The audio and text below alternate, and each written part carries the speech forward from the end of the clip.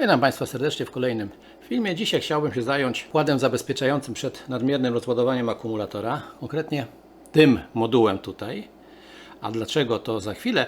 Zanim jednak przejdę już do testów i pokazania, czy ten moduł coś jest wart, czy nie, a jest on dosyć popularny obecnie, kilka słów teorii na temat samego układu zabezpieczającego. Po co w ogóle stosować taki układ, a jeżeli już, czym powinien się charakteryzować? Mamy akumulator, mamy obciążenie, no i po środku mamy ten tajemniczy układ zabezpieczenia akumulatora. No jak sama nazwa wskazuje, zabezpiecza przed nadmiernym rozładowaniem akumulatora. Jeżeli urządzenie podpięte do obciążenia nie ma takiego zabezpieczenia, więc cały czas ten akumulator będzie obciążać. Tam standardowo, powiedzmy, jak mamy te 10,8 V, no ja tak przyjmuję, żeby dalej już nie obciążać, bo po prostu zniszczymy ten akumulator, to to urządzenie, jakie by ono nie było, jeżeli takiego zabezpieczenia nie będzie miało, cały czas będzie ciągnęło prąd z akumulatora i rozładuje go w efekcie do 0 V, co jest mocno niewskazane. Tak jak powiedziałem, uszkodzimy akumulator. Więc stosuje się różne urządzenia zabezpieczające, na przykład ten moduł, ale niekoniecznie. I co takie urządzenie robi?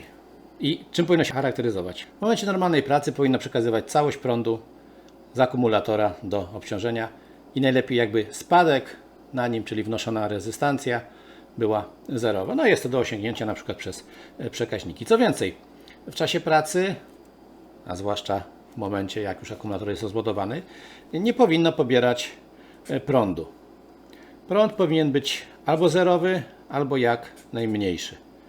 Tutaj w tym momencie, jeżeli chodzi o to urządzonko, no bo akumulator też może być małej pojemności, jeżeli damy układ, który będzie go obciążał, no w tym momencie no troszeczkę to bez sensu. No i napięcie odłączenia powinno być albo regulowane tutaj, jakiś układ do regulacji, tak jak tutaj jest taki potencjometrzyk, rezystor nastawny, i w tym momencie tutaj sobie regulujemy, przy jakim napięciu ma ono odłączyć obciążenie, czyli przy tych 10,8, przy 11, to już tak jak my chcemy sobie ustawić.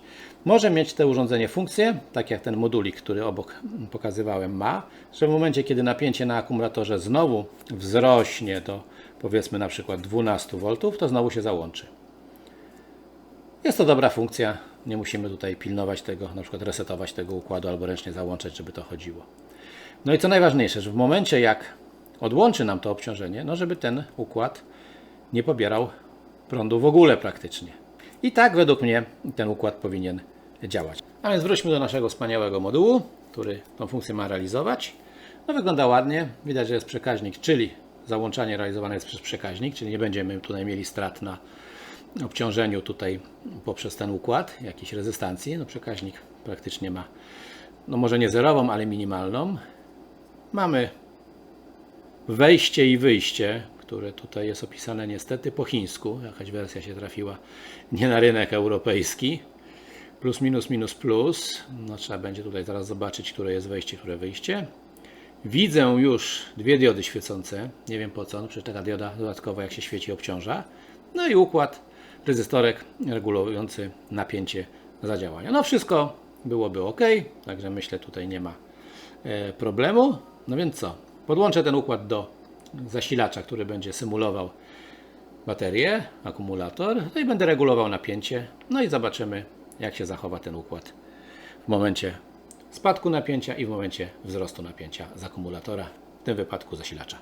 I układzik już podpiąłem. Widzicie, jest tutaj diodka, która sygnalizuje napięcie na wyjściu. Tu jest wejście. Tak, obejrzałem, popatrzyłem, gdzie co jest i tak wyszło, że to jest wyjście, to jest wejście, bo wejście było odwrotnie. To jest wyjście, to jest wejście, bo wejście było podpięte pod resztę układu. Także w ten sposób się udało to znaleźć. Oczywiście tu jest dioda, tutaj nie ma nic, więc gdybyśmy podłączyli odwrotnie, po prostu by nie zadziałało. Aczkolwiek by zadziałało, zaraz się okaże. No i cóż, teraz się świeci, jest podane 12 V i teraz tutaj na tym ekranie, w tej części, no nie mogę niestety tego powiększyć, tego zasilacza. Tutaj są podane napięcia, jakie w tej chwili jest na tej płytce, no i prąd, jaki przez nią płynie. W tej chwili płynie 20 mA, czyli pewnie tyle, co pobiera dioda świecąca. Jak odłączymy diodę, zobaczmy, ile nam pobiera ten układ bez obciążenia. 9 mA. Wszystko zależy, jaki mamy akumulator, jakiej pojemności i na ile chcemy, żeby starczyć. Z jednej strony dużo, z drugiej mało, ale trzeba pamiętać, że ten układ też pobiera ten prąd. No dobrze, ale my chcemy sprawdzić, jak to zadziała. Na razie nic nie regulowałem. Jest 12 V. I cóż, zaczynam zjeżdżanie z tym napięciem. 11, 11,2, 11. O! Dioda zgasła. Ale nie wiem, czy zauważyliście, co się zadziało. Dioda zgasła. Bo to jeszcze na płytce jest dioda. Pewnie ona pobierała te ileś tam miliamper. Podniosę napięcie. No słabo troszkę widać. Może tu no i zmienimy. O! Teraz dużo lepiej widać. Tu się świeci czerwona dioda w momencie pracy. A jak zjeżdżamy z napięciem, zapala się jeszcze zielona. I co teraz mamy? Jaki mamy w tej chwili stan? Układ zabezpieczający odłączył zasilanie od wyjścia. Czyli układ zasilany teraz nie będzie miał napięcia. I dobrze, ale co zrobił układ zabezpieczający przed nadmiernym rozładowaniem? Układ zabezpieczający po pierwsze zaświecił tutaj dwie diody, które biorą prąd, i zabezpieczenie polega na tym, że odłączenie napięcia na wyjście polega na załączeniu przekaźnika. No, porażka. Przekaźnik został w tej chwili załączony, dlatego zapaliła się dioda. I w tym momencie, jak zobaczycie na wskazania amperomierza, 36 mA pobiera układ zabezpieczający. No 36 mA dla akumulatora, który miał na przykład pojemność 7,2 Ah, no to pomyślcie, ile on jeszcze wytrzyma i jak szybko będzie się rozładowywał do zera. No więc ten układ zabezpieczający niejako zabezpieczył przed rozładowaniem przez obciążenie, ale sam spowodował jeszcze większe obciążenie. No jakaś parodia. Ale idźmy dalej. Ja zacznę teraz zmniejszać napięcie jeszcze bardziej. Zobaczymy, co się stanie. No trochę prąd spada.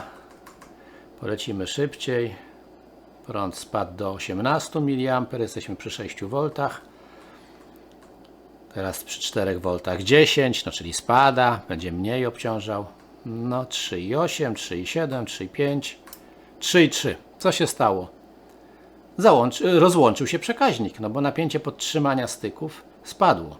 Przy 3,3 V napięcie zasilające oczywiście cewkę elektromagnesu podtrzymującego styku było za niskie. Styki odpuściły i na wyjściu znowu pojawiło się napięcie. Diodka symulująca obciążenie nam się zaświeciła. Czyli w tej chwili układ, który tu byłby podpięty, znowu ma zasilanie przy 3 V. Jeżeli już spadło do 3 V na akumulatorze, układ dostaje z powrotem zasilanie, no i w tym momencie rozładowuje do zera ten akumulator. Czyli de facto układ, który miał nam zabezpieczyć akumulator przed rozładowaniem, spowodował jego uszkodzenie i rozładowanie do zera. To jest dobre tylko na chwilę.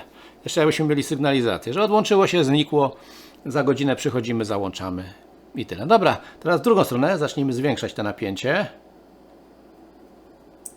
8,1. Zniknęło zasilanie, pojawiły się diodki, no bo w tym momencie cewka, elektromagnes przyciągnął styki i rozłączył ten obwód. Więc nie mamy nic i idziemy w górę. I przy 11 V, 11,1 załączył nam układ. No i wszystko byłoby pięknie, no gdyby nie ten jeden tutaj mankament, że przy rozłączeniu układu układ zaczyna pobierać 34 mA, a przy 3 V z powrotem podłącza zasilany układ. Chyba nie o to nam chodziło, przynajmniej nie mnie. Także troszeczkę jestem rozczarowany tym układem. Można oczywiście go pozmieniać, zmienić mu logikę, zrobić jeszcze jeden przekaźnik i tak dalej kombinować. No ale cóż, no do takiego prawdziwego zabezpieczenia tutaj akumulatora, no ten układ się nie nadaje. On jest dobry na chwilkę, tak jak powiedziałem, żeby na chwilę nam tutaj odłączył, ewentualnie przy akumulatorach o bardzo dużej pojemności, gdzie te 30 mA, które on pobiera, nie będzie aż takie drastyczne, a my tam często zaglądamy, albo przynajmniej wiemy, że nastąpiło rozłączenie, no i szybko zareagujemy i jakoś ten układ zasilimy. Natomiast jeżeli to jest taka ostateczna deska ratunku w układach na przykład podtrzymania zasilania, gdzie zasilanie pada, akumulator potem się rozładowuje, no i w tym momencie taki układ odcina napięcie, żeby już go do zera nie rozładować, a zanik zasilania jest długi, no to w tym momencie może nam rozładować do zera i zniszczyć po prostu akumulator. No śmieszne jest to później załączanie obciążenia przy 3 V, czyli tak jakby dorobienie do reszty akumulatora do zera, żeby sobie chodził. To taka ciekawostka, także uważajcie, jak kupujecie tego typu moduły. Ja jednak wolałem ten układ, który tutaj miałem wcześniej, tego komparatora, gdzie obydwa napięcia były ustawiane osobno i on sobie zamykał, otwierał w zależności od napięcia. Tam oczywiście problemem jest ten jego, nazwijmy to, jałowy pobór prądu, ale i tak jest mniejszy niż tutaj te 40 prawie miliamperów w momencie rozłączenia obciążenia. Już nie będę się bawił w regulację, bo ona działa, oczywiście można sobie te progi zmienić, no nie o to nam chodziło. Także taka przestroga dla tych, co chcą ten moduł zastosować, no miejcie na uwadze te jego dziwne zachowania. To tyle w tym króciutkim filmie. Dziękuję za uwagę i zapraszam do innych materiałów, jakie na moim kanale są lub niebawem się pojawią. Do zobaczenia.